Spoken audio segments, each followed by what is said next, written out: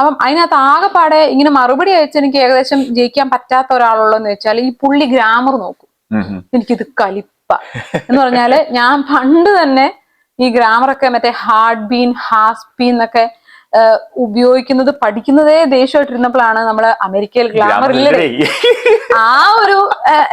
ആ ഒരു ഇതിലാണ് നമ്മൾ ഇവിടെ അമേരിക്ക വന്നത്.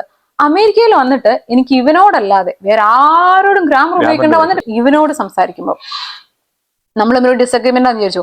ഞാൻ ഫാസ്റ്റായി ടൈപ്പ് ചെയ്യുന്നു, അവൻ അതിനകത്തുള്ള എന്റെ ഗ്രാമർ മിസ്റ്റേക്ക് കാണിക്കുന്നു. ആ ഫ്ലോ പോയില്ലേ,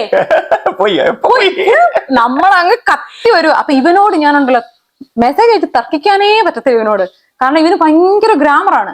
അപ്പൊ ഇവന്റെ അടുത്ത് എന്തെങ്കിലും പറഞ്ഞു. ഇപ്പൊ ഞാൻ ഈ ഇടയ്ക്ക് അവന്റെ അടുത്ത് മെസ്സേജ് അയച്ചപ്പോ ഞാൻ എന്നാ പറഞ്ഞെന്നറിയോ, ഞാനിങ്ങനെ കലിപ്പിന് മെസ്സേജ് അയച്ചു വന്നപ്പോഴേ ഞാൻ ആലോചിച്ചത് സ്റ്റോളൻ സ്റ്റീൽ ഇതിനകത്ത് ഏതാ ഉപയോഗിക്കണ്ടെന്ന് അറിയത്തില്ല.